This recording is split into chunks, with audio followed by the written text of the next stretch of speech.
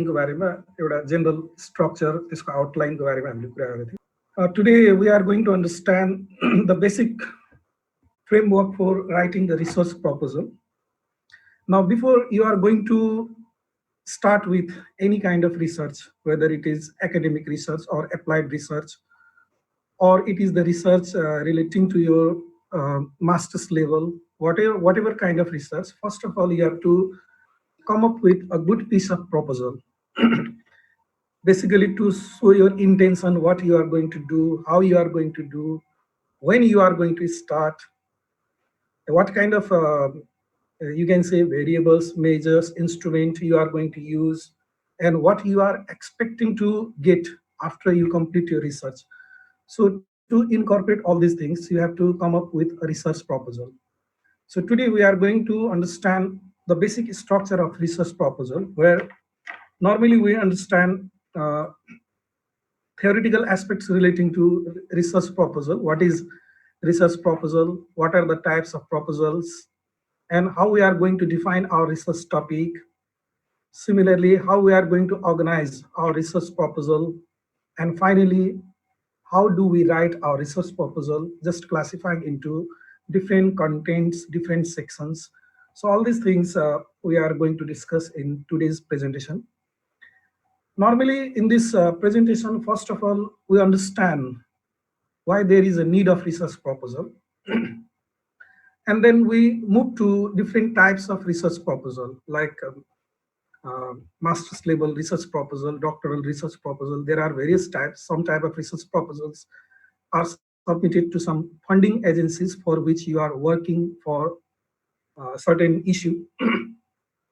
And similarly, we are also going to understand selecting the proper research topic. How do we define it? And how should we organize the research proposal into several sections? And finally, we discuss on the content of the research proposal. अब इसमें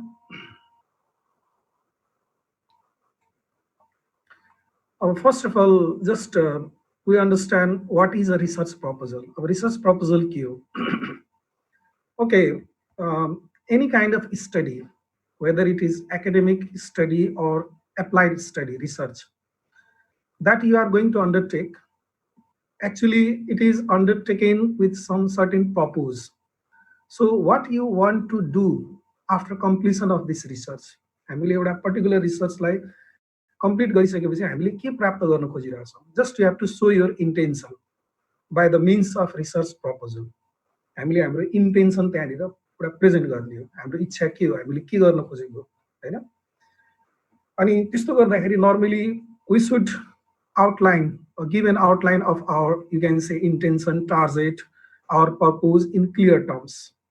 And proposing your target in clear terms actually provides a guideline for your entire research journey. हामीले research paper लेख्दा, thesis लेख्दा, dissertation गर्दाखेरि हामीले सुरुमा proposal यदि राम्ररी well prepared proposal हामीले यदि तयार पार्यो भने त्यसले हामीलाई whole research process मा हामीलाई एउटा गाइडलाइन दिन्छ, एउटा रोड म्याप त्यसले चाहिँ सर्भ गरेको हुन्छ। अब in case of many, you can say, type of research, after you prepare your research proposal, you have to submit it to the particular authorized agency. Like if you are a student, then obviously you have to submit it to the research department of the concerned college or research management cell of the concerned college. And then after research management cell or research department of the concerned college will verify your research proposal. It carries examination of the research proposal. Then after it gives approval, and after approval you can start your research. Okay. So in the process of getting approval from research department or research management cell, many times it may happen that you have to revise your research in terms of variables used, in terms of methodology used, in terms of instrument use. Sometimes whatever variable, methodology, instrument you have proposed in your research proposal, that may not be sufficient, or that may not be, you can say, according to the objective of your research. And in that case, certain revision may be necessary in your research proposal. So after verification, after examination by research department or research management cell, it may happen that you might have to go through a slight revision in your proposal, and after revision you will get the final approval and you can work according to your proposal. Okay.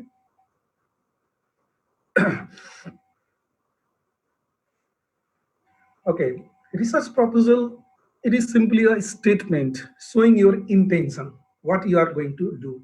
So we can simply call it statement of intention also.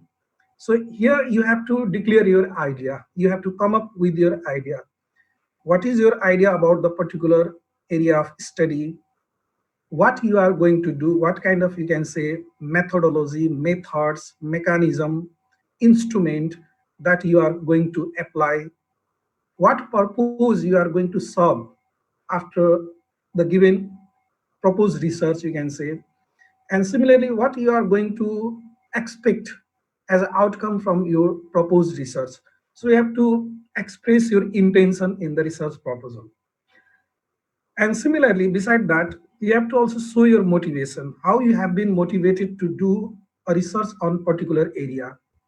What kind of, most probably you might have found certain gap to be fulfilled in that area, and fulfilling that gap may have motivated you to carry on research in that field. So you have to also clarify your motivation, your objective of doing the particular research. And while proposing a research topic, normally it should be specific. Specific हुनुपर्छ, भेग हुनु हुँदैन हैन.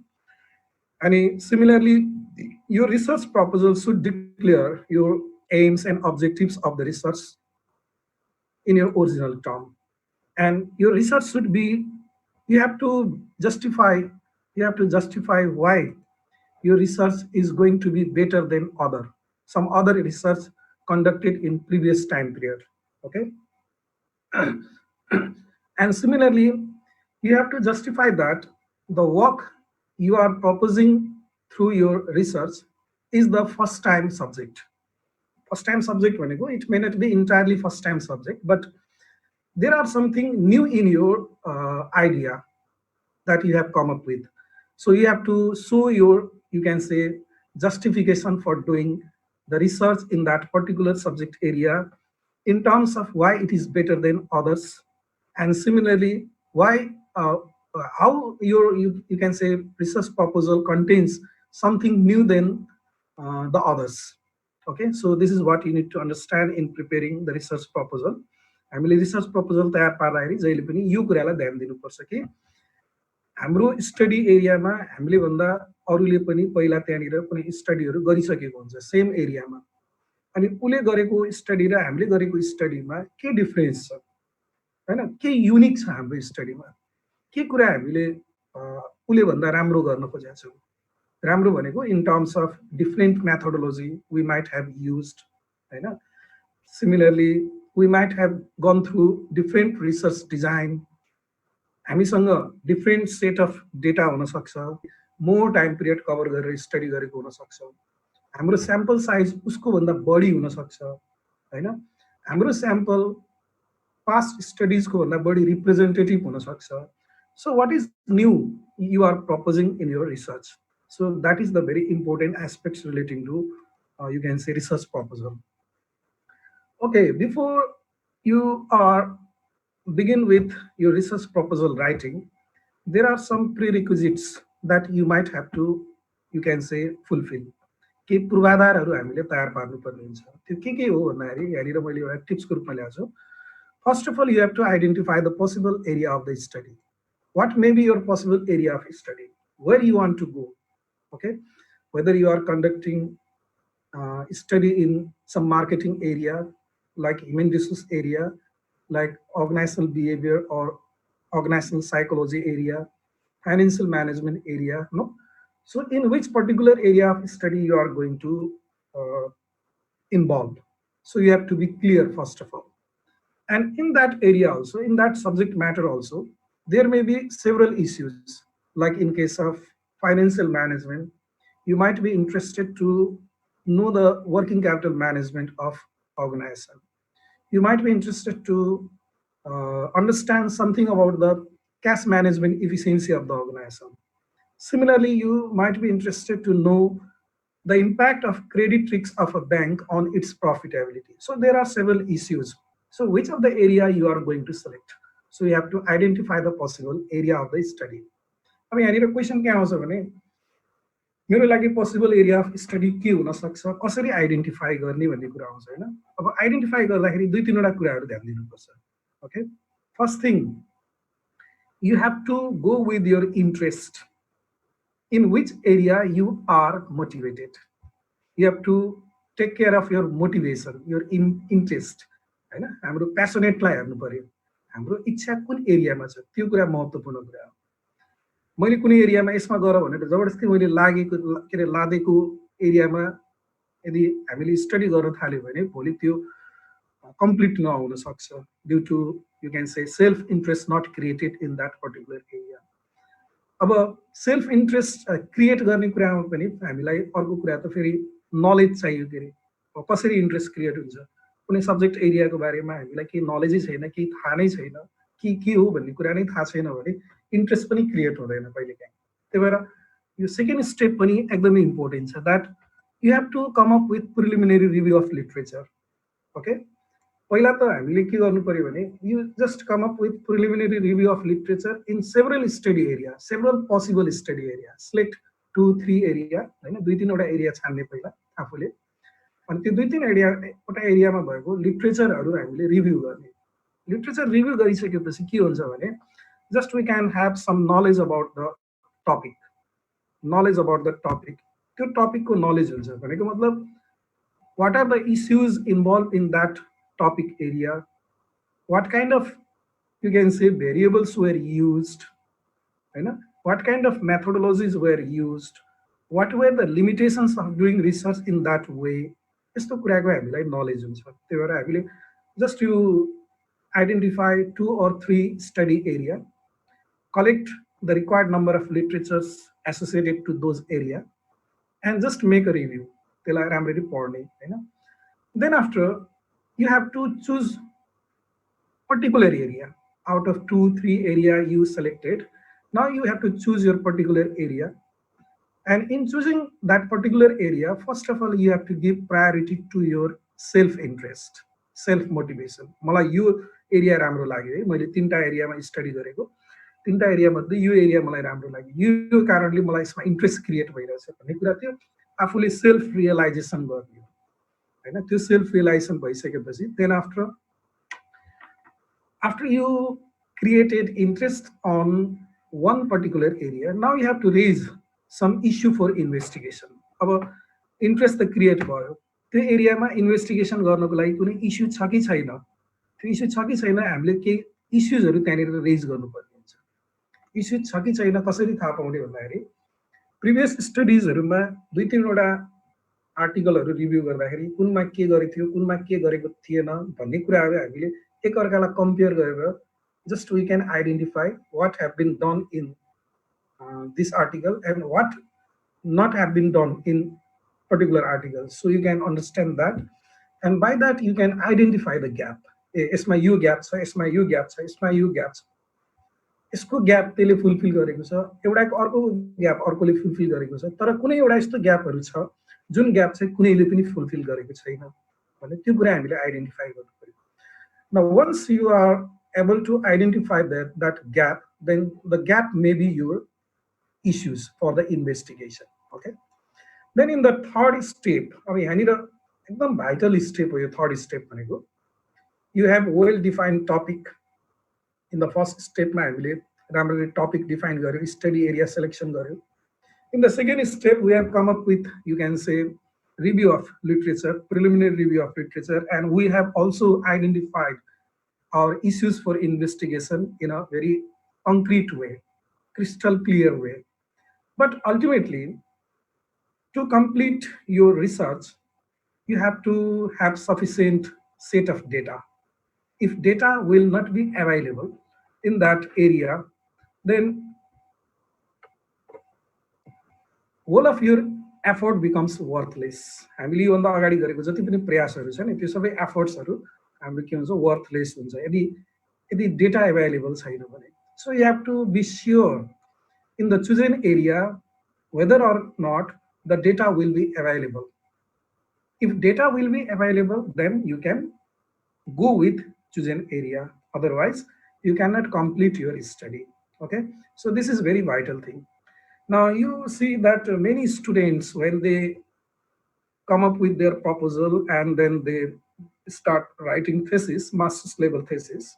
In the meantime, they do not get data. And because of that data problem, they will have to drop their thesis writing and go for another topic, which is time consuming, or which is, you can say, waste of time, money, and effort. Okay. So after choosing your tentative topic and going through the preliminary review of literature, immediately you have to think, simultaneously you have to think of data, whether data will be available or not, what may be the possible sources of data, what kind of data you need, what should be your study period, whether you have to cover 15 years of period, 20 years of period, no? So sufficient data are available or not. This is very vital question. This is very vital requirement. Okay, third step, consideration regarding data, availability of data. And in the fourth step, now again you have to evaluate some possible obstacles that might seen during the course of your research. हामीले research गर्ने बेलामा के अब्स्टेकल्सहरू आउन सक्छ, त्यो अब्स्टेकल्सको बारेमा पनि हामीले अहिले नै भिजुअलाइज गर्नु पर्यो हैन। जस्तै कस्तो अब्स्टेकल हुन सक्छ भने, suppose you are you are master's level student and you have to complete your thesis, and for completing your thesis you will bounded by time, हैन, हामीसँग एउटा टाइम बाउन्ड हुन्छ। Now if your study takes long time to complete, then it is meaningless.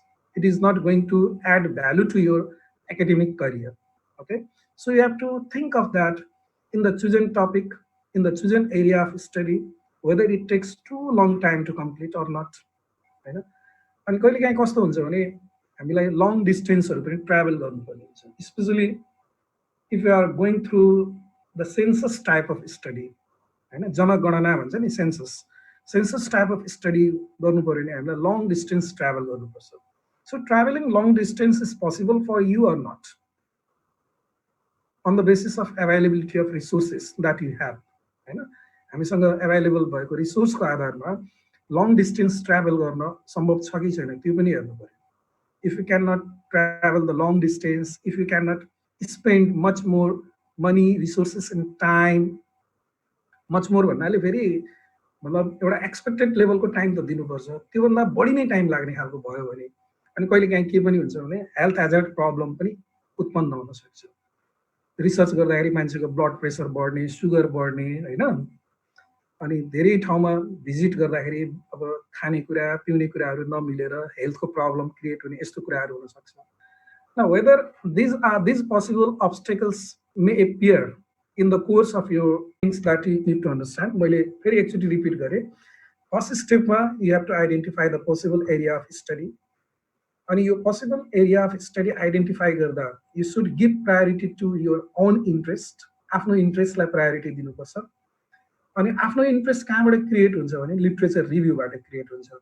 Just you go through the several literature, हैन, अनि पढ्दै गएपछि several literature पढ्दै गएपछि के इस्युजहरू छ, कस्तो कस्तो कुराहरूमा रिसर्च गरेको छ भने एउटा कुनै न कुनै ठाउँमा गएर हाम्रो इन्ट्रेस्ट चाहिँ एउटा क्रिएट हुन्छ। अनि त्यो क्रिएट भएको इन्ट्रेस्ट क्रिएट भएको एरियामा तिमीले अब त्यसमा प्रिलिमिनरी रिभ्यू गर्ने, आफ्नो स्टडीको लागि इस्युजहरू के हुन सक्छ, त्यसको इन्भेस्टिगेसनको लागि सफिसियन्ट इस्युजहरू छ कि छैन, सफिसियन्ट ग्यापहरू छ कि छैन त्यो आइडेन्टिफाई गर्ने, अनि त्यसको लागि proper quantum of data available हुन्छ कि हुन्न त्यो हेर्ने। अनि त्यस्तै गरी गएर फाइनली अब पोसिबल अब्स्टेकल्सहरू के हुन सक्छ, whether it takes too long time, हैन, it takes, you can say it demands more money and resources, यस्तो कुराहरूलाई पनि हेर्नु पर्यो। अनि फाइनली गएर इफ एभ्रिथिङ गोज फाइन, माथि भनेको सबै कुरा ठिक भयो भने finally you finalise the your research title, हैन। फाइनली हामीले हाम्रो रिसर्च टाइटललाई फाइनलाइज गर्छौँ। ओके, अब how the title should be, title कस्तो हुनुपर्छ, रिसर्चको टपिक कस्तो हुनुपर्छ. So first of all, you have to care that your title should reflect your main idea of the research. रिसर्चको एउटा मेन आइडिया हुन्छ कि what is the main purpose of your research होइन. The main purpose of my study is to examine the impact of liquidity management on the profitability of commercial bank. जस्तै मानौँ यो मेरो main idea भयो भने whether or not the topic reflected the main idea of your study, that should be taken care. Okay. Then after, another thing you need to understand that your research title should be concise. यो concise हुनुपर्छ भनेको त धेरै लामो हुनु हुँदैन, concise हुनुपर्छ.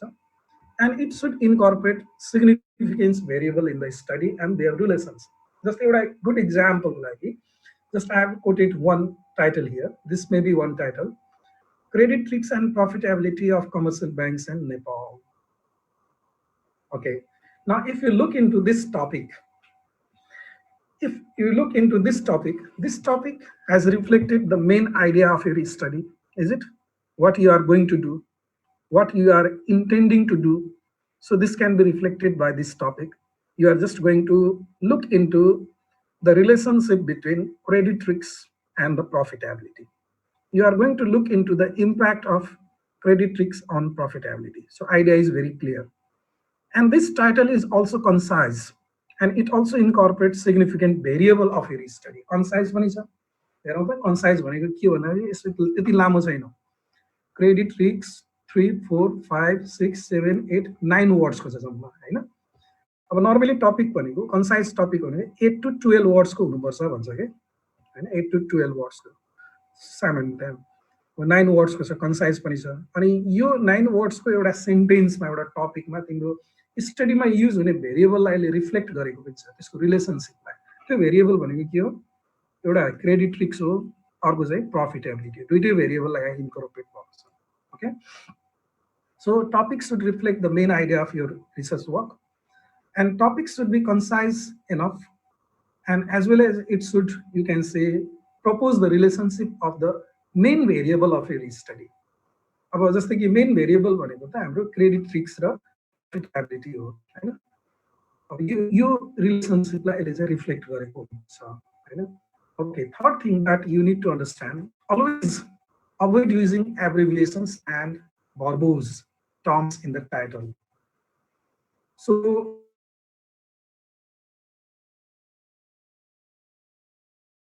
एब्रिभिएसन्सहरु use गर्न हुँदैन है. एब्रिभिएसन्सहरु सकेसम्म युज गर्न हुँदैन. यो भनेको मतलब के हो, जस्तो कि एन्डलाई हामीले सर्ट फर्ममा लेख्छौँ, एन्ड फर इक्जाम्पललाई इजी भनेर लेख्छौँ. त्यो एब्रिभिएसन सर्ट फर्महरु टाइटलमा युज गर्नु हुँदैन. And you do not have to use the verbose. Verbose means simply talkative language. यसो सुन्दाखेरि धेरै talkative जस्तो सुनिने ल्याङ्ग्वेज चाहिँ युज गर्नु हुँदैन. जस्तै you can just look into this. यसलाई यो जुन credit risk and profitability of commercial banks in Nepal छ नि, यसलाई यहाँनिर जोडिदियो भने तिम्रो यो टकेटिभ सुनिन्छ अलिकति.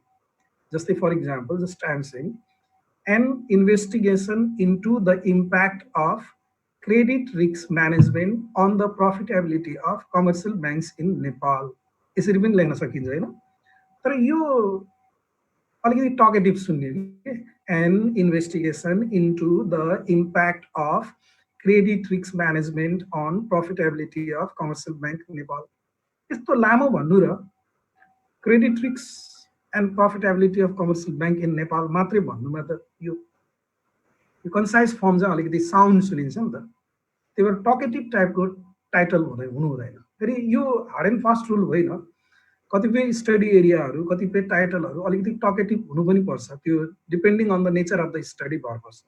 तर mostly when we are going to select title for our research paper or thesis, so far is possible we have to make it less talkative. यसलाई सकेसम्म कम टकेटिभ बनाउनु पर्यो. छोटो टाइटल लेखेर नै तिम्रो स्टडीको सबै आइडियाहरू रिफ्लेक्ट हुन्छ भने त्यो टाइटललाई लामो बनाउनु जरुरी छैन हैन. त्यही भएर you have to look into this. अब यस्तो शब्दहरू सकेसम्म प्रयोग नगर्ने. A study on the relationship between credit risk and profitability, यो लामो भयो हैन. an investigation into the impact of credit risk management on profitability. यस्तो talkative languageहरू सकेसम्म कम युज गर्ने मतलब without using these verbose, if you can reflect the main idea of your study by the means of your topic, then that is sufficient, that is okay. Okay, now let's go to other. If possible, you have to limit your length of your topic within 12 words, and the length of the proposal can be minimum 8 to 12 pages. Proposal को length चाहिँ minimum 8 देखि 12 page सम्मको proposal हुनुपर्छ. त्यो भयो भने त्यसलाई standard size भन्ने गरिन्छ है. Okay, what are the types of proposal? What type of proposal normally you do? You can do. So one may be related to master's level thesis. One may be related to master's level thesis. You are doing master's level thesis, then you have to write the proposal for that. Okay. Normally, master's level thesis is, you can say, confined to the analysis level. You are going to analyze the situation. You are going to analyze the issues proposed through the research question, research problem. And another proposal may be prepared for dissertation. This is for doctoral dissertation, PhD. At PhD level, our motive is little bit vast, then you can say deeper than master's level thesis. In master level thesis, we confine our, you can say, action to analysis level only. But at doctoral dissertation level, we are going to find some solution also. That means doctoral dissertation is oriented toward, you can say, creating something new to the knowledge, creating significant new idea to the knowledge. And that's why our master level proposal, doctoral level proposal, doctoral degree dissertation, they are, you can say, carried out with the aim of providing some new knowledge. So it goes deeper than master's degree. Now for your purpose, normally you are going to understand the master's level thesis proposal, okay? And then maybe proposal associated with some other type of research project. Some of the research project may be, you can say, granted by some funding agencies like municipality. Just like नगरपालिकाले एउटा proposal माग्यो हैन, बुटवल नगरपालिकाले भन्यो कि ल युथहरुको बारेमा एउटा सर्वे गर्नु पर्यो लाग्यो भने त्यो चाहिँ हाम्रो फन्डिङ ग्रान्ट सित रिलेटेड proposal भयो, research project भयो. So interested candidate can submit the research proposal to Butol municipality, अनि जसको research proposal approval हुन्छ उले त्यो research project चाहिँ carry out गर्छ हैन. This kind of, you can say, funding grant project, you can write the research proposal for that also. Okay, normally this research proposal associated to this funding grant project, they are related to actually the applied type of research. This is applied research with the related हुन्छ. अब यो 1 minute पछि disconnect हुन्छ, फेरि connect हुने है सबै. अब how to define your actually defining a research topic is not an easy task. That means selecting your topic is not an easy task. Easy task होइन. मैले किन भन्छु भन्दाखेरि you have to take care of several things while defining or while selecting the topic. Topic selection अघि पनि मैले केही shortcut केही कुराहरु भने. Here I am going to propose some of the tips before you are going to identify the proper topic area, proper study area for your purpose. You have to ask yourself some vital questions. हैन, केही क्वेशनहरु आफैलाई सोध्नु पर्ने हुन्छ. पहिलो कुरा के भन्दाखेरि, is your topic related to real life? Whether the selected topic, selected area of study can contribute to resolving some real life problem with identifying a general area. Just you identify the general area of study and go through the literature review. अनि literature रिभ्यूबाट अब हामीले विभिन्न इश्यूजहरु थाहा पाउँछौं, methodology थाहा पाउँछौं, कस्तो data चाहिन्छ भन्ने थाहा पाउँछौं, स्टडीको पिरियड कति हुनुपर्छ भन्ने थाहा पाउँछौं. अनि त्यसपछि बल्ल हामी कन्फाइन हुँदै जान्छौं. अब कन्फाइन हुने कुरामा just you have to ask yourself some important questions. For example, actually कोही आएछ, For example, is your topic related to real life? So after you complete your research, your finding must contribute something toward the real life of the people, society, होइन यसले societal प्रब्लमलाई address गरेको हुनुपर्छ। जस्तै टुमा हामीले छ नि, इज यो topic related to societal problem, कुनै सामाजिक समस्यासित सम्बन्धित छ कि छैन त्यो टपिक, होइन। इज यो topic going to be useful and interesting, त्यो इन्ट्रेस्टिङ पनि हुनु पर्यो। इज यो टपिक फोकस्ड एन्ड स्पेसिफिक, यो फोकस्ड एन्ड स्पेसिफिक पनि हुनु पर्यो, भेग हुन भएन। सबै कुरा मैले गर्छु, यही रिसर्चको माध्यमबाट सबै कुरा गर्छु भन्यो भने त्यो कहिले पनि हुँदैन। You will be lost in your effort, in your journey. Okay, so your study must be, your topic must be focused as well as specific. And similarly, will this study generate new knowledge? अब त्यो knowledge लेभलमा त्यसले contribute गर्छ कि गर्दैन, होइन। यसले कुनै नयाँ नलेज क्रिएट गर्छ कि गर्दैन त्यो रिसर्चले, त्यो पनि हेर्नु पर्यो। Will the study benefit professionals भनेको मतलब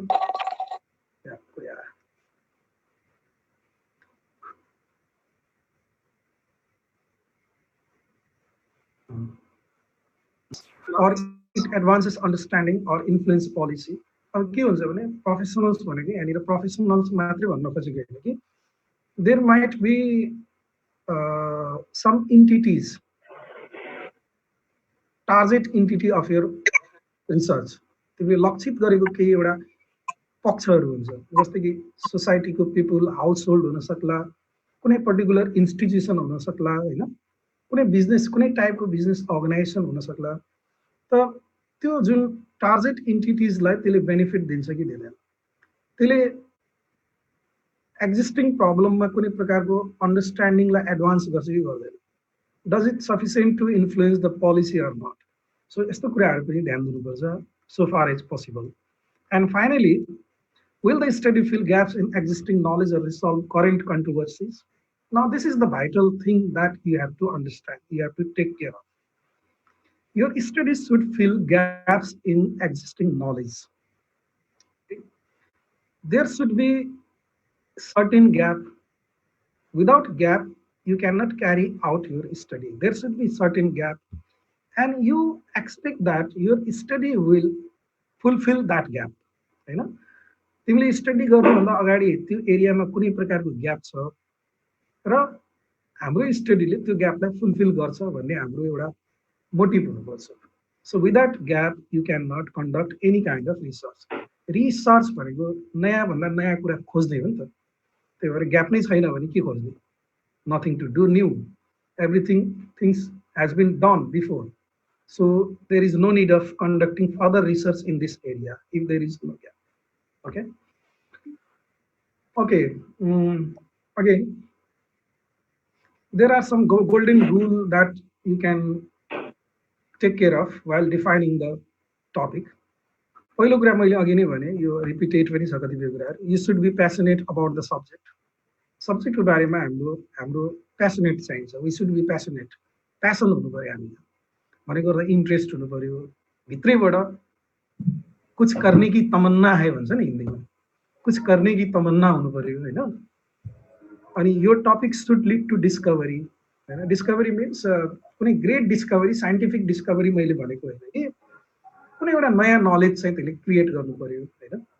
यो topic should be attention catchy, अरूको ध्यान चाहिँ खिच्ने खालको हुनु पर्यो, होइन। तिम्रो टपिक हेरेर चाहिँ नर्मली यो त कस्तो इन्ट्रेस्टिङ छ भन्ने खालको क्रिएट होस् भनेको फेरि एकाडेमिक कम्युनिटीलाई है, जो पाए त्यसलाई होइन, एकाडेमिक कम्युनिटीमा, इन्टेलेक्चुअल कम्युनिटीमा एउटा इन्ट्रेस्ट क्रिएट गर्ने खालको क्याची टपिक हुनुपर्छ। अनि aims and objectives of the study have to be well formulated, it should be smart हुनु पर्यो हाम्रो aims and objective, specific, measurable, attainable, होइन, यस्तै रियलिस्टिक, टाइम बाउन्डेड हुनुपर्छ। And finally you have to select a supervisor for his expertise and ability to guide you, होइन। जसले तिमीलाई guide गर्न सक्छ त्यस्तो टाइपको सुपरभाइजर चाहिँ एउटा सिलेक्सन गर्ने हुन त।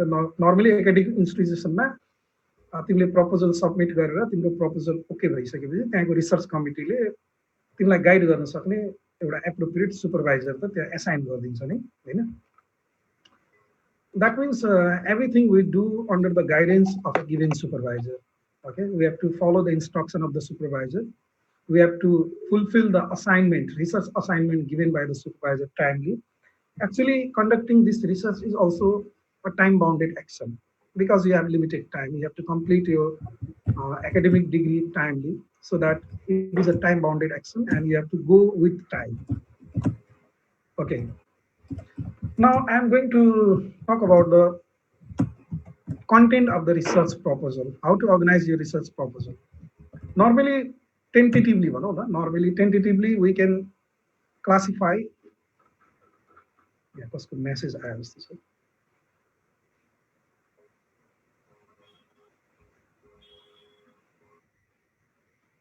गुणाकरहरू. Okay.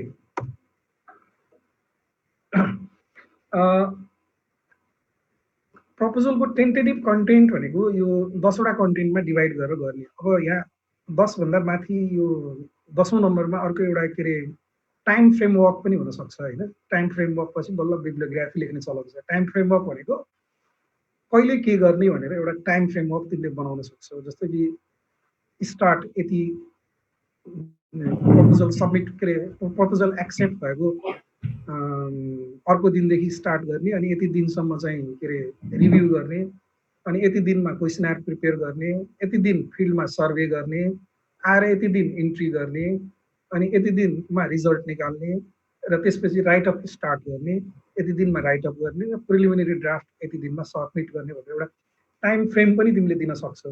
त्यो टाइम फ्रेम पनि राख्यो भने यो कन्टेन्ट्स भनेको 10वटाको ठाउँमा 11वटा हुन्छ. यसको कुनै हार्ड एन्ड फास्ट स्ट्रक्चर छैन.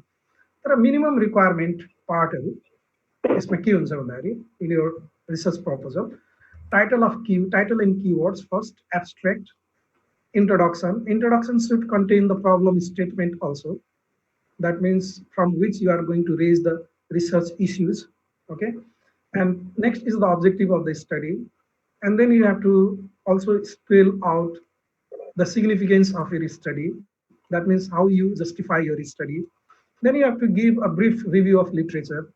Then you have to discuss on the methodological aspect. Okay. अब यो कन्टेन्टमा जति पनि कुरा छ नि अरू कुराहरूमा चाहिँ हामी जाँदैनौँ. यो मेथोडोलोजीमा हामी पछि अर्को क्लासमा यो क्लास पछिको अर्को क्लासमा हामी डिटेलमा जान्छौँ यो मेथोडोलोजीमा होइन. त्यही भएर यहाँ अहिले प्रपोजलमा को डिस्कसनमा मैले मेथोडोलोजी त्यति राखेको छैन, खालि इन्फर्मेसनको उसले मात्र राखेको छु, पर्पजले मात्र. Will go in detail about methodology later on in the next class probably. Okay, expected results. Then you have to propose your expected results also.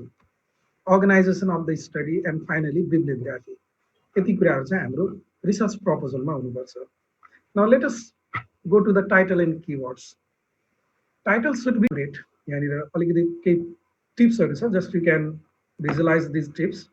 Title should be specific and accurate. It should not be too long. लामो हुनु हुँदैन, अघि नै आइसकेको छ. क्याची हुनु पर्यो, अरूको एटेन्सन अरूको इन्ट्रेस्टलाई क्याच गर्न सक्ने खालको हुनु पर्यो. And it should reflect the main idea of your study. So what is your main idea of study? That should be reflected in the title. Our title start गर्दाखेरि normally depending on the nature of the study, सबै केसमा यस्तै हुन्छ भन्ने छैन. You can start with some action verb. के action भर्बहरु हामीले युज गर्न सक्छौं, जस्तै comparison of this and that, assessment of this, understanding impact of this, हैन, impact of credit risk on profitability भने जस्तै अघि. अनि के रे development of let us say insurance industries in Nepal, हैन. अनि आइडेन्टिफाइङ यस्तो यस्तो एक्सन भर्बहरु युज गरेर हामीले टाइटल लेख्न सक्छौं. कतिपय केसमा यो नलेखे पनि हुन्छ, हैन. कतिपय केसमा यो लेख्दाखेरि मेन आइडियालाई रिफ्लेक्ट हुन्छ, स्टडीको नेचरमा भनुपर्छ. So depending on the nature of the study you can use this action verb to start your title. Okay. And similarly there may be keywords. Keywords should be minimum 6 to 8 keywords you have to list out. यसलाई list out मात्रै गर्ने. तिम्रो रिसर्चमा use हुने main कीवर्ड्सहरु चाहिँ त्यहाँ 6 वटादेखि 8 वटासम्म list out गरिदिनु त्यहाँनिर. Keywords भनेर के हो त्यो कीवर्ड्सहरु. अनि what's not included in the title. त्यो कीवर्ड्सहरु प्रोबेबली के हुनुपर्छ भन्दाखेरि जुन टाइटलमा इन्क्लुड हुन नसकेको तर त्यो पनि कीवर्डहरु हो. टाइटलमा राख्दाखेरि भेग हुने, त्यस्तो किवर्डहरूलाई 6 देखि 8 वटा किवर्डहरू हामीले आइडेन्टिफाई गर्नुपर्छ। जस्तै एउटा इक्जाम्पल दिन्छु मैले। फर इक्जाम्पल जस्तै एउटा टाइटल छ, dynamics of stock returns volatility in Nepal भनेर भनेको छ, यो टाइटल हो होइन। अब यो टाइटलले त तिम्रो सबै किवर्ड्सहरूलाई यहाँनिर इन्कर्पोरेट गरेको छैन। यो टाइटल हेर्दाखेरि हामीले के बुझ्छौँ भने नेपालमा नेपालको सेयर मार्केटमा लगानी गर्दाखेरि इन्भेस्टर्सले जुन पाउने रिटर्न छ, त्यो रिटर्नको भोलाटिलिटी कस्तो छ, कुन नेचरको छ, प्रपर्टिज त्यसको के छ भनेर त्यसको डाइनामिक स्टडी गर्न खोजेको भन्ने देखिन्छ। होइन, आइडियाले यसले रिफ्लेक्ट गरेको छ। तर यो स्टडीमा हुने सबै प्रकारको किवर्ड्सहरूलाई यसले इन्कर्पोरेट गरेको छैन। त्यही भएर यसको लागि किवर्ड्स के हुनसक्छ भने आर्च हुनसक्छ, गार्स हुनसक्छ। अब तिमीहरूलाई यसको मिनिङ थाहा होला। आर्च भनेको एउटा मोडेल हो, अटो रिग्रेसिभ कन्डिसनल स्केडास्टिसिटी भन्छ। गार्स भनेको पनि एउटा मोडेल हो, generalize auto regressive conditional skedasticity. Volatility persistent, risk premium, conditional volatility, time varying volatility भन्ने यस्तो प्रकारको किवर्ड्सहरू त्यहाँ फ्रिक्वेन्टली युज हुन्छ। यो किवर्ड्सहरूलाई यसरी लिस्ट आउट गर्ने मात्र हो, केही गर्नै पऱ्यो है, धेरै गाह्रो काम भयो। Then after you have to come up with abstract. So what is the abstract? Abstract is nothing. It is a summarized version of your proposal text. हामीले प्रपोजलमा जुन डिटेलमा लेख्छौँ नि टेक्स्टहरू, introduction, objective, justification, review of literature, methodology, expected result, यो सबैको एउटा summarize version. And यो एब्स्ट्रेक्ट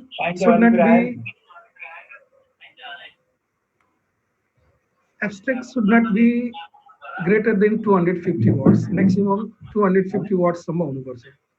250 भन्दा बढी वर्ड्सको लागि त्यो राम्रो हुँदैन है। अनि अब यो एब्स्ट्रेक्टमा के कुराहरू रिफ्लेक्ट हुनुपर्छ? You should write the abstract in one single paragraph, not more than one paragraph. Okay, so that single paragraph should reflect what? The objective of your study, the research problem that you are going to investigate, the methodology that you are going to adopt, the results that you are expecting, and the implication that your study results will have in practice, at knowledge level, at policy making level. यो कुराहरूलाई incorporate गरेर हामीले एउटा abstract बनाउन सक्छौँ। जस्तै एउटा इक्जाम्पलको लागि we can write abstract like this. यो अलिकति सानो फन्ट, अलिकति सानो भएको छ, कन्टेन्ट धेरै भएर। जस्तै मैले एउटा टाइटल भने, this is the title, dynamics of stock returns volatility evidence from Nepal stock Exchange भनेर यसरी राखेको। यो भनेको टाइटल हो। अब यसको किवर्ड्सहरू यहाँ छ। किवर्ड्स के किवर्ड्स युज भएको छ? ARCH, GARCH, GARCH M, T GARCH, E GARCH, conditional volatility persistence, heteroskedasticity, सक्स, यी विभिन्न टर्म्सहरू यहाँ युज भएको छ। टर्महरूलाई यसरी लेख्ने। अनि त्यसपछि एब्स्ट्र्याक्ट भन्ने हुन्छ। अब यो एब्स्ट्र्याक्ट भनेको यो सिङ्गल प्याराग्राफ हो। यो सिङ्गल प्याराग्राफ तिमीले पढ्यो भने यसमा के पाउँछ भन्दाखेरि यसमा अब्जेक्टिभ रिसर्च प्रब्लम के हो, मेथोडोलोजी के हो, एक्सपेक्टेड रिजल्ट के हो, इम्प्लिकेसन के हो भन्ने खालको सबै कुराहरू त्यसमा पाउँछ। पढेपछि थाहा हुन्छ। जस्तै मैले पढेँ, the study will examine the properties of time varying volatility of daily stock returns in Nepal over the period from 27th of March 2011 to 22nd of March 2020 using 2059 observations on daily returns of NEFSE index series. यसले के गर्न खोजेको, कहिलेदेखि कुन period लिएको भन्ने खालको यो सेन्टेन्समा आयो हैन। अनि then after the study will attempt to examine various symmetric and asymmetric Gauss family models using several specification of error distribution such as normal Gaussian, students T, and generalized error distribution. अब यसले methodology पनि यहाँनिर propose गर्यो। के method use गरेर गर्दैछु भनेर माथिको फर्स्ट सेन्टेन्समा अब्जेक्टिभ स्टडी पिरियडलाई रिफ्लेक्ट गर्यो, सेकेन्ड सेन्टेन्समा मेथोडोलोजीलाई क्लियर गर्यो। अब थर्डमा यहाँ कन्डिसनल एक्सपेक्टेड रिजल्ट छ। यहाँ के भनेछ भन्दाखेरि कन्डिसनल छ है। If the results of symmetric GARCH 11 and GARCH M11 models will indicate volatility persistence in daily returns of NEFSE series over the sample period. It will imply the presence of persistent volatility shocks in stock returns. It means that today's shock will remain in the forecast of variance for many periods to come in the future.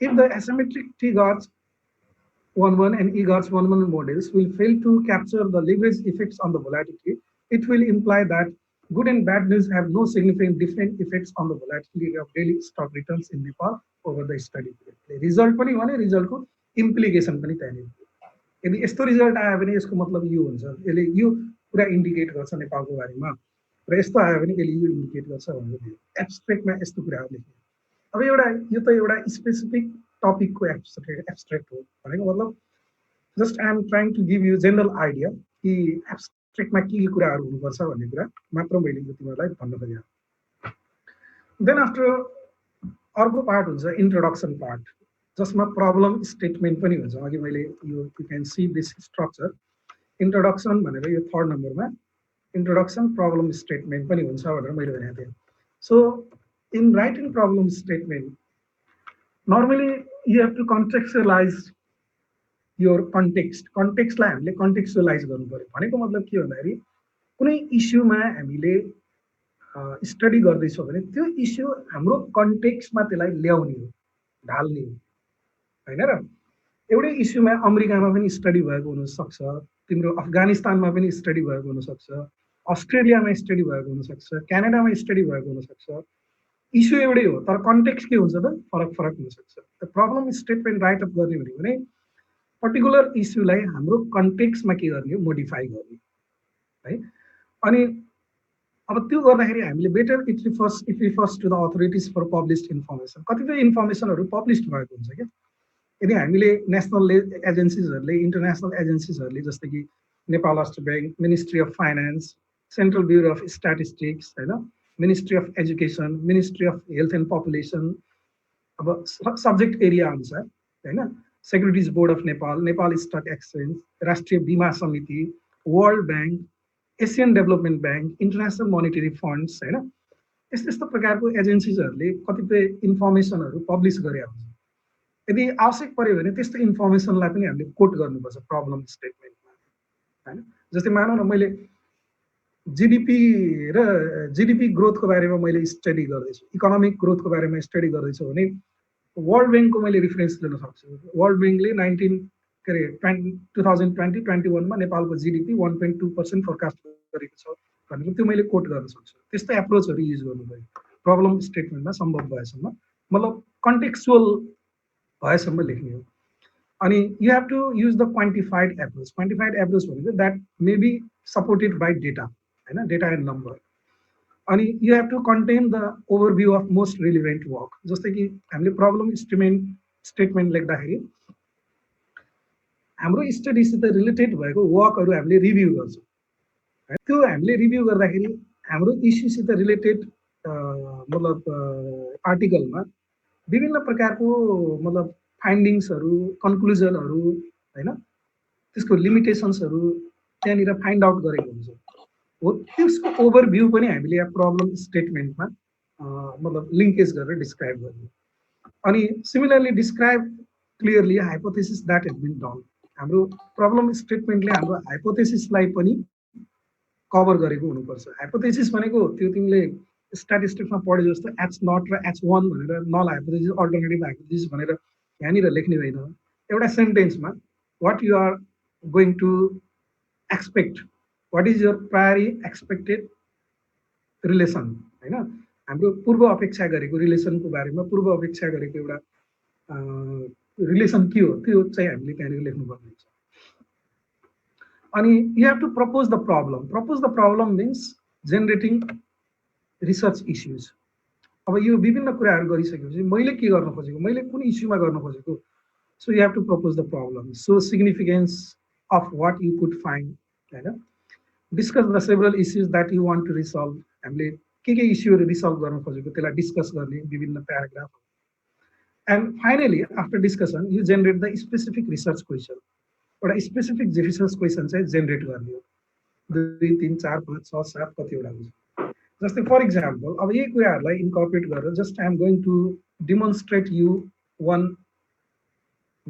Sample of the problem statement है यो हेर यो एउटा problem स्टेटमेन्टको sample हो example हो यहाँनिर यो हुन त यो होल प्रब्लम स्टेटमेन्ट यसमा छैन यसमा एउटा मात्र प्याराग्राफ मैले राखेको छु लास्टको कन्क्लुडिङ प्याराग्राफ मात्र होइन योभन्दा अगाडि तिम्रो इस्युजहरूमा सेभरल डिस्कसन हुँदै आएर अब तिम्रो स्टडी किन इम्पोर्टेन्ट छ भन्ने कुरा यो प्याराग्राफमा तिमीले कन्क्लुड गरेछौ।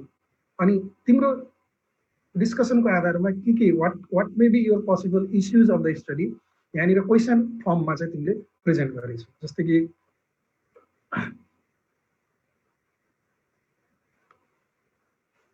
फर example, जस्तै यहाँ म सिम्पली पढेँ है त।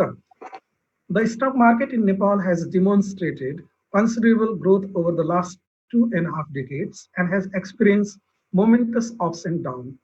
The NIFSE index reached its all-time high of 1,888 points on July 27, 2016, which afterward moved down to 1,188 points 2 years later in 2018. अब यो हेरौँ न, हामीले यहाँनिर नेप्से इन्डेक्समा एकदम उतार चढाव आइरहेको छ विभिन्न वर्षहरूमा, लास्ट 2.5 डिकेड्समा, 25 वर्षको अवधिमा। र यो 25 वर्षको अवधिमा जुलाई 27, 2016मा नेप्से सबैभन्दा माथि पुग्यो 1818 पोइन्टमा, र फेरि 2 वर्षपछि त्यो झरेर 1188 पोइन्टमा पुग्यो। बाबु साइड टक नगर है भनेर यो तिम्रो के गरिरहेछ भने यो पब्लिस डेटाहरूले सपोर्ट गरेछ कि स्टक रिटर्न्स चाहिँ कति भोलाटिलिटी छ भन्ने कुरा, ups and downs. Higher fluctuation in NIFSE index have created both risks and opportunities for investors. The notable fluctuation observed over the periods in stock market of Nepal demand a need for appropriate modeling of stock market volatility to understand its volatility patterns and behavior. अब यो green sentence है, यो green सेन्टेन्सले हाम्रो स्टडीको निडलाई justify गर्न खोजेको छ हैन।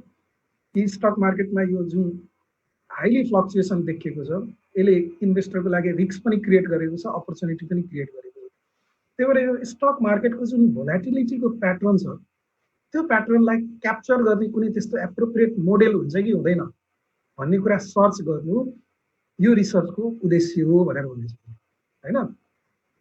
Therefore, in this study, an attempt has been made to provide additional evidence on the volatility of stock returns in the context of Nepal by using Ars-Gar's family models. The study particularly seeks to investigate the volatility pattern of daily stock returns in Nepal over the period 2011-2020 by using both symmetric and asymmetric volatility models, and also analyze the suitability of Gar's family models in capturing the facts about daily returns on NIFSE index over the period. यसरी हामीले हाम्रो स्टडीलाई justify गर्नु। फेरि don't mislead है, मैले अघि भनिसकेँ कि यो whole full fledged problem, full version of problem statement होइन, यो प्रब्लम स्टेटमेन्टको एउटा पार्ट मात्रै हो, यो कन्क्लुडिङ पार्ट मात्रै हो। योभन्दा अगाडि हामीले सेभरल इस्युजहरू डिस्कसन गर्नुपर्छ on the basis of our literature review, अनि यो कन्क्लुडिङ पार्टमा जानुपर्छ। यो कन्क्लुडिङ पार्टमा हामीले के गर्दैछौँ भन्दाखेरि just we are attempting to establish why our study is significant,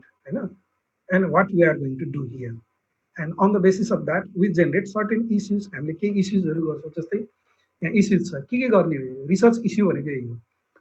do the stock returns in Nepal exhibit the presence of conditional volatility, यो क्वेसनको एन्सर सिक गर्दैछ हामीले। Do the stock returns in Nepal demonstrate volatility persistence, conditional volatility छ कि छैन पहिला त्यो हेर्ने, छ भने त्यो भोलाटिलिटी पर्सिस्टेन्ट छ कि छैन त्यो पनि हेर्ने। टर्मिनोलोजी ख्याल गरेर अलिकति वर्ड मिनिङ गरेर हेर्नुहोस् डिक्सनरीमा। अनि do the stock returns in Nepal offer significant risk premium consistent to the level of risk associated, हैन। Is there any leverage effect on the conditional variance of stock returns in Nepal? Do any of the guards family model fits the best to capture volatility persistence of daily stock returns in Nepal? यसरी हामीले 5वटा इस्युहरू generate गरे। अब यो इस्युको वन by वन हामीले के गर्ने त रिसर्चबाट answer दिने हैन। हामीले डेटा एनालिसिस गर्छौँ, रिजल्ट निकाल्छौँ, अनि यो इस्युजहरूलाई हामीले रिसल्भ गर्छौँ। So this is what you need to understand about the problem statement and research question. यसलाई हामीले रिसर्च क्वेसन भन्ने गर्छौँ। यो 5वटा जुन क्वेसन फर्ममा छ नि त्यसलाई रिसर्च इस्युज पनि भनिन्छ। अब यही 5वटा इस्युजमा हामीले रिसर्च गर्छौँ। Then after we go to the objective of the study.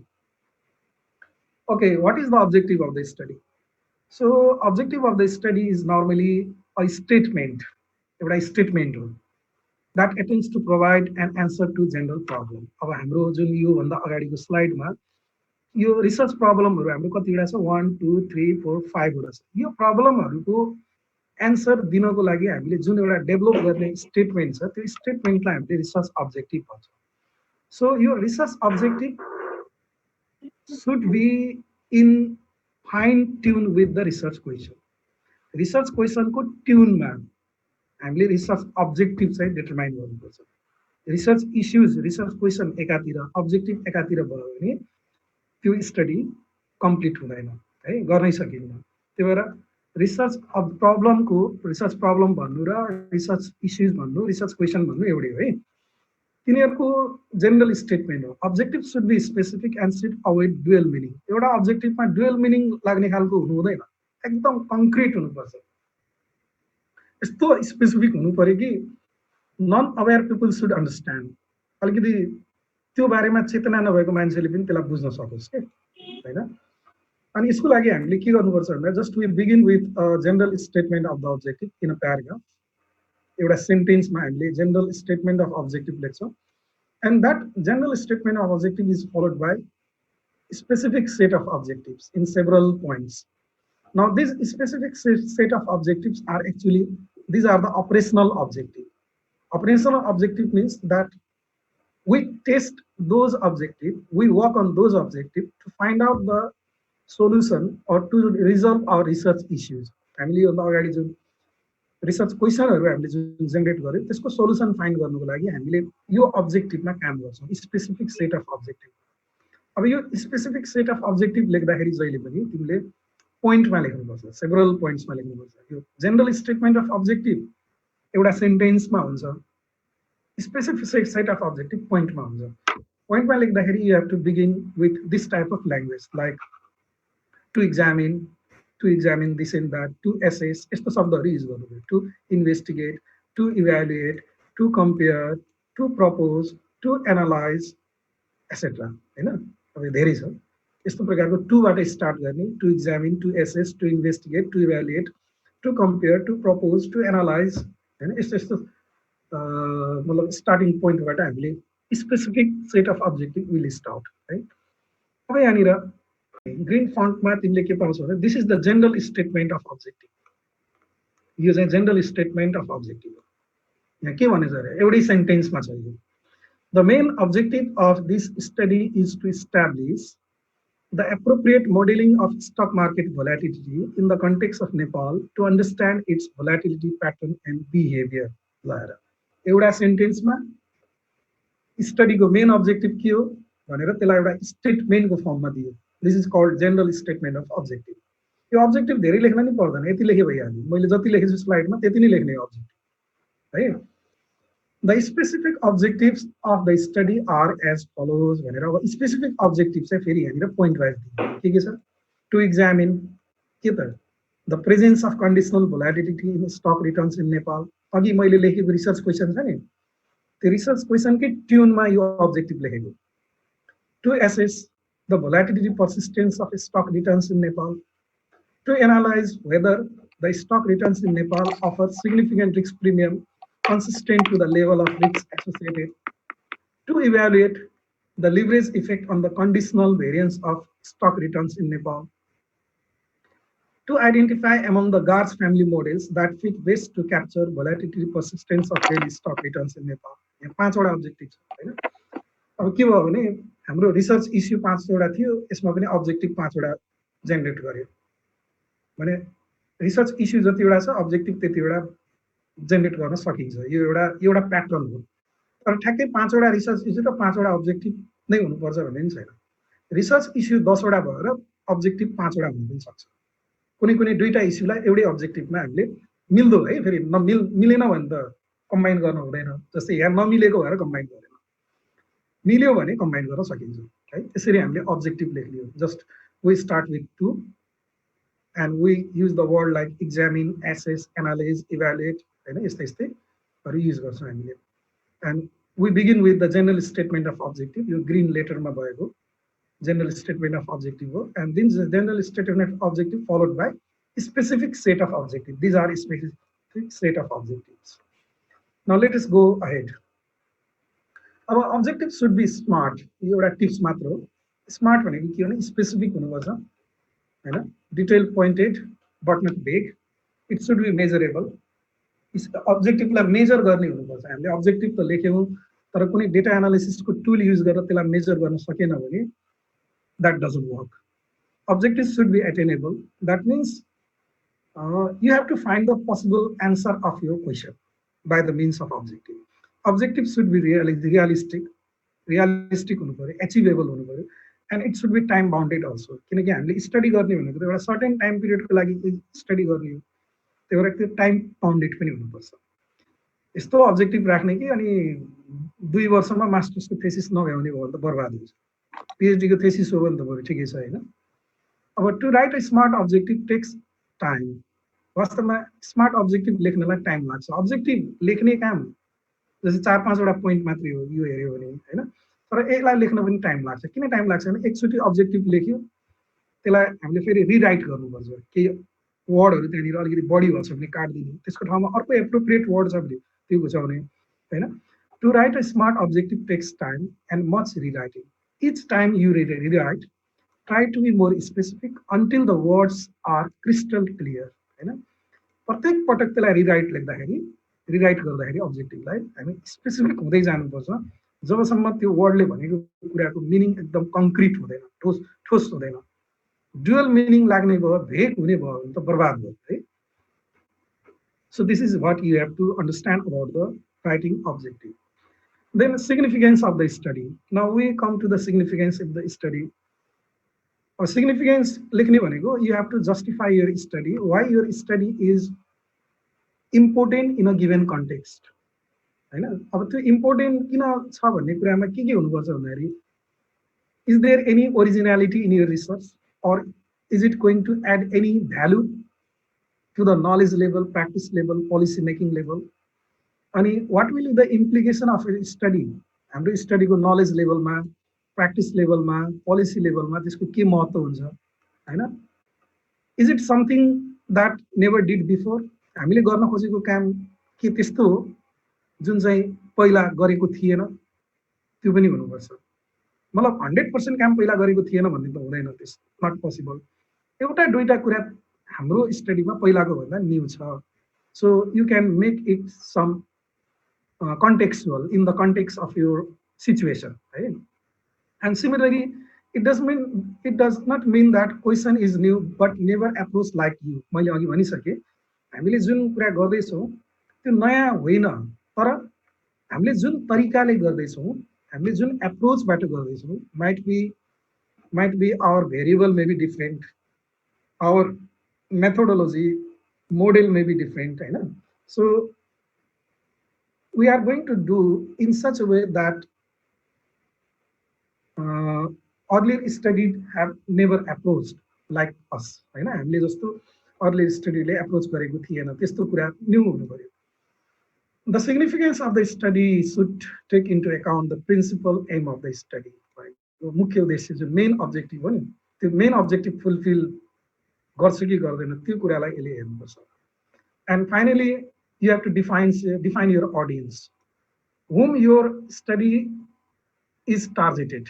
तिम्रो स्टडी कसलाई लक्षित गरेर, who you want to reach by the research, हामीले यो हेर्नु पर्यो। सच प्रोफेसनल हुन सक्छ, म्यानेजर हुन सक्छ, पोलिसी मेकर्स हुन सक्छ, स्टुडेन्ट हुन सक्छ, युथ हुन सक्छ, वुमन हुन सक्छ, ब्याङ्किङ इम्प्लोइज हुन सक्छ, टिचर्स हुन सक्छ हैन, अनि कन्ज्युमर हुन सक्छ, मोबाइल फोन युजर हुन सक्छ। So who is your target? You can say entities.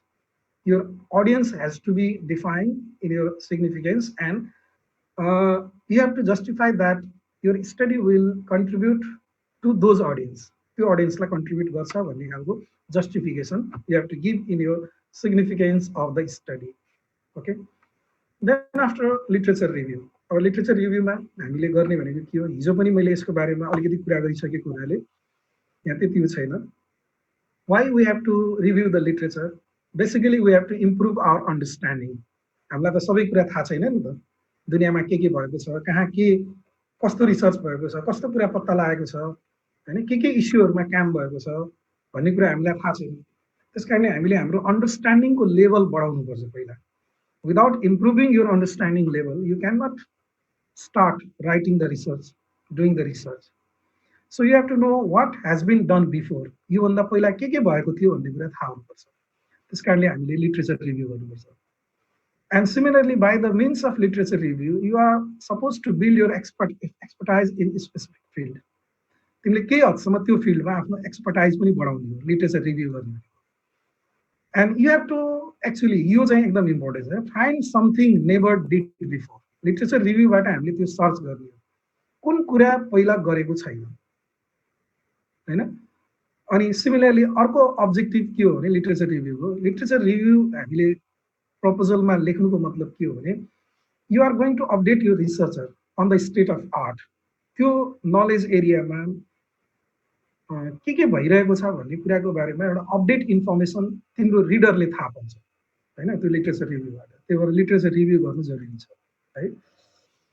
अनि लिट्रेचर रिभ्यू गर्दाखेरि के सोर्स युज गर्ने भन्दाखेरि you have to use the major publish source, authentic publish source. Publish भनेर गुगलमा पब्लिस भएको जबै अथेन्टिक हुँदैन होइन। गुगलमा पब्लिस भएकाहरू तिम्रो 90% अथेन्टिक छैन, 10% मात्र अथेन्टिक छ रिसर्च पेपरहरू है।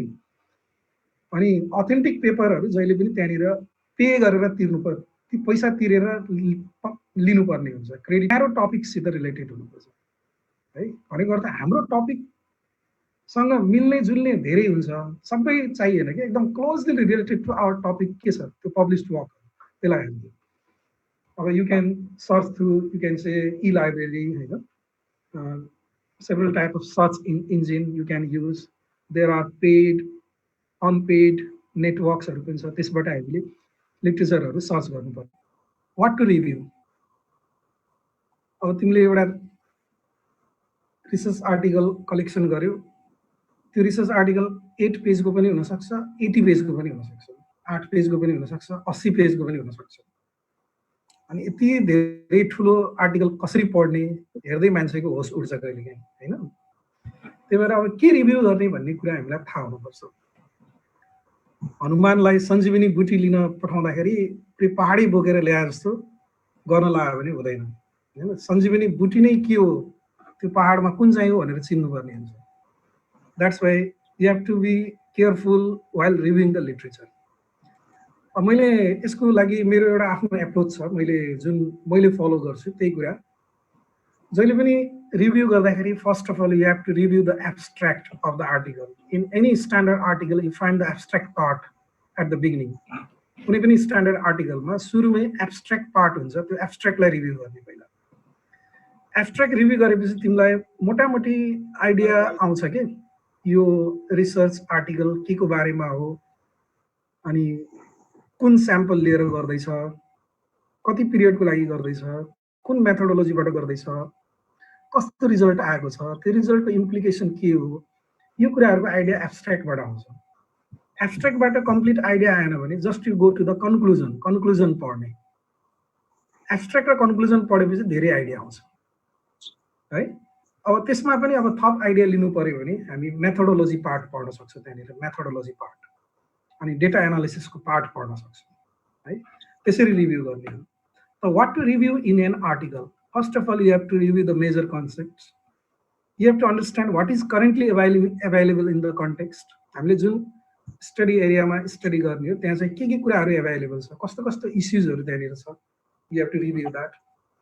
And you have to review the purpose also, त्यो स्टडी कुन पर्पोजले गरेको थियो, what were the data and sample used होइन, कति पिरियड त्यसले कभर गरेको थियो, हु वेयर द रेस्पोन्डेन्ट्स होइन। यदि सर्वे टाइप अफ रिसर्च हो भने रेस्पोन्डेन्ट्स को हो, variables and there observe relationship, के भेरिएबल युज गरेको थियो र त्यो भेरिएबलहरूको बिचमा कस्तो रिलेसनसिप अब्जर्भ गर्यो, positive negative, strongly positive, strongly negative, no relationship, यस्तो हुन्छ नि त।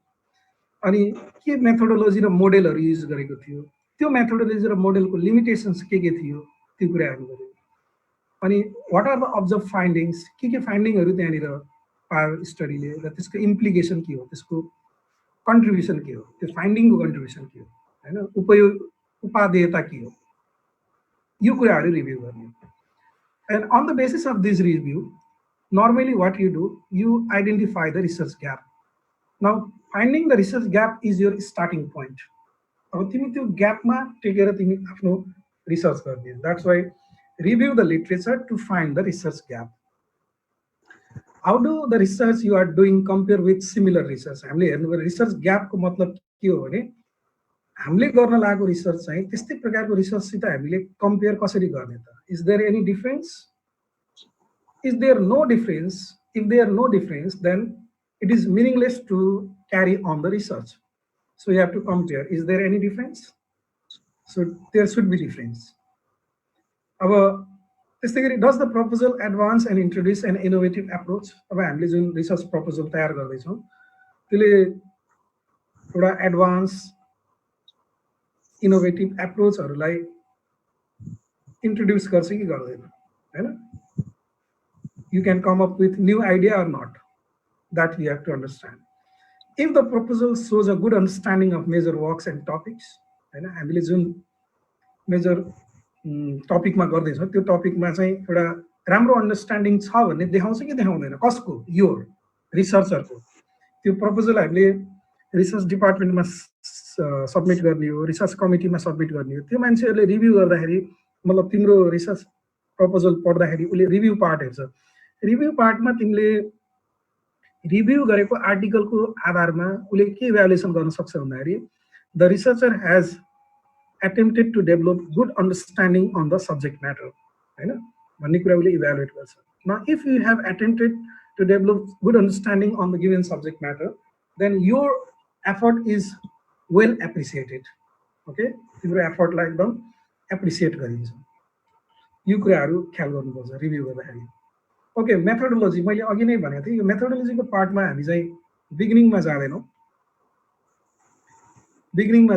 हामी यसको बारेमा डिटेलमा अर्को क्लासमा हामीले गर्छौँ। यसमा मेथोडोलोजीमा we are going to understand the research design, nature and sources of data, population sample and sampling procedures, method of data analysis, variables and measures, diagnostic checking of the measures, concluding remarks with limitations. यो कुराहरू हामीले पढ्छौँ। यो सबै कुराहरू पढ्यो भने यो अलिकति टेक्निकल कुरा पनि हो।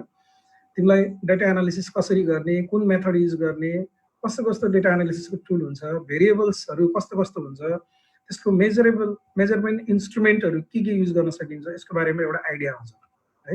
यसको बारेमा हामीले डिटेलमा पढ्छौँ। अब जहिले पनि वास्तवमा यो कुराहरूको बारेमा हैन, what should be your research design, what is the nature and sources of data you used, what is your population, what should be your sample size, and how you obtain that sample by using certain sampling procedure, you know, what should be your method of data analysis, or what kind of statistical or econometrics model you are going to use, what are the variables that you are going to use, you know. अब यो सबै कुराको idea लिनको लागि हामीले के गर्छौँ त, we begin with a literature review to develop an understanding on these. यो माथिको कुराहरूमा यिनीहरूमा अन्डरस्ट्यान्डिङ डेभलप गर्नको लागि, to develop your understanding level on these things, you always have to begin with the literature review. Without literature review, you cannot get idea on your research methodology. Okay, so we leave this part for today's presentation. We discuss on methodology part in the next session. Let us continue. Next, expected result. अब यहाँ question आउँछ कि result भनेको त तिमीले data analysis गरेर मात्र आउँछ हैन। अब प्रपोजलमै कहाँबाट रिजल्ट लेख्ने भन्ने कुरा आउँछ। प्रपोजलमा लेख्ने रिजल्ट भनेको एक्सपेक्टेड रिजल्ट हो। बिकज वी वर्क विथ, हामीले जहिले पनि प्रपोजल के रिसर्च गर्दा we work with some priori expected hypothesis. Is it priori expected hypothesis? हामीले पूर्व अनुमान लगाएको एउटा अपेक्षित हाइपोथेसिसमा हामीले काम गर्छौँ। So if you have the priori expected hypothesis, then your study also expect to come up with certain result. So what is the expected result of a study? You have to write in this part. Okay. यहाँनिर यसमा तिम्रो normally your expected result should be based on your literature review. Okay, किनकि literature review बाट we get an idea about the priori expected relationship, हैन? त्यस कारणले your expected result भनेको it should be based on the literature review, and so simply you are going to predict on your context, predict in your context what should be the expected result based on the ideas generated from previous literature, previous finding. And similarly, just you have to explain why you are expecting certain result and why त्यसलाई हामीले justify गर्नु पर्यो सेकेन्डमा। अनि तिम्रो वर्कलाई कसरी validate गर्ने, the result we are expecting will be valid in this context भने त्यसलाई भ्यालिडेट गर्नु पर्यो। Are you going to compare your results with other published results? अब हाम्रो रिजल्टलाई अरूसित कम्पेयर गर्ने हो, कम्पेयर गर्नुपर्छ त्यहाँनिर होइन। कम्पेयर गर्दाखेरि कतिपय अरू पब्लिस रिजल्ट्सहरूसित यो चाहिँ कन्सिस्टेन्ट हुन्छ, कतिपयसित कन्ट्राडिक्ट हुन्छ। त्यही भएर यो कुरा चाहिँ हामीले त्यहाँनिर एक्सपेक्टेड लेख्नु पर्यो। अनि internal and external validity of the result, तिम्रो रिजल्टको भ्यालिडिटीलाई तिमीले इस्टाब्लिस गर्नुपर्छ। If this research is repeated by someone else, तिम्रो जस्तै रिसर्च चाहिँ कसैले रिपिट गर्यो भने would he or she get the same result? If he or she gets same results, then your result is reliable. Results. अनि valid भनेको के हो भन्दाखेरि can the results be generalise in other similar context. तिम्रो result जति generalisable भयो त्यति नै राम्रो हुन्छ। हुन त सबै रिजल्ट चाहिँ जेनरलाइजेबल हुँदैन होइन, तर रिजल्ट चाहिँ जति जेनरलाइज भयो, जेनरलाइज गर्न सकिने के सबै अवस्थामा लागू हुन सक्ने, मतलब भ्यालिड हुन सक्ने, त्यस्तो रिजल्ट जति जेनरलाइज भयो त्यति राम्रो हुन्छ। अब हामीले यो रिलायबिलिटी र भ्यालिडिटीको बारेमा पनि छुट्टै क्लास पढ्छौँ यसमा होइन। यसको पनि मैले अलग्गै प्रेजेन्टेसन डिजाइन गरेको छु, तर हामीलाई टाइमले सपोर्ट गर्दै गर्दैन हेरौँ। And finally you have to give your organisation of the study. Last part हो यो प्रपोजलको, च्याप्टराइजेसन अफ योर स्टडी। त्यसलाई च्याप्टराइजेसन गर्ने होइन। Briefly provide an outline how your study is going to be organized into different parts and chapters. जस्तै research paper हो भने त्यहाँ डिफ्रेन्ट पार्ट्सहरू हुन्छ। मैले हिजो भनेको थिएँ नि कुन फर्ममा जान्छ हामी, इन्ट्रोडक्सन, मेथड, रिजल्ट, डिस्कसन, आइएमआरडी स्ट्रक्चरमा जान्छ। 4वटा सेक्सन हुन्छ। त अनि थेसिस हो भने तिम्रो जस्तै मास्टर्स लेभलको थेसिस हो भने हामीले एउटा इक्जाम्पल दिएछु। मास्टर्स लेभलको थेसिसमा यो 5वटा पार्ट हुन्छ। Introduction chapter, literature review chapter, research methodology chapter, results and discussion chapter, summary, conclusion and implication chapter. अब यसलाई तिमीले अर्गनाइज्ड वेमा एउटा प्याराग्राफमा लेख्ने हो होइन। जस्तै कि रिसर्च पेपरको लेख्दा यस्तो लेख्न सक्छु, just I am saying it in verbal language form. This paper is organised into following sections होइन। Section 1 presents introduction and statement of the problem with brief review of literature. Section 2 describes the methodology adopted in the study. Section 3 this and that. Section 4 come up with conclusion and the implication of the study. भनेर यसरी एउटा प्याराग्राफमा 3-4 लाइनको एउटा प्याराग्राफमा तिमीले organisation of the study लेख्ने हो। यदि थेसिसको लेख्ने हो भने थेसिसको हामीले के लेख्न सक्छौँ, this study is organized into a total of 5 chapters. Chapter 1 is about introduction, introduction, and it consists of भनेर त्यसमा के छ त इन्ट्रोडक्सनमा के छ, this and that भनेर लेख्ने। Chapter 2 provides a brief review of literature, and this chapter is divided into 3 sections consisting of this and that. Chapter 3 describes the methodological aspects of the study and covers this and that only.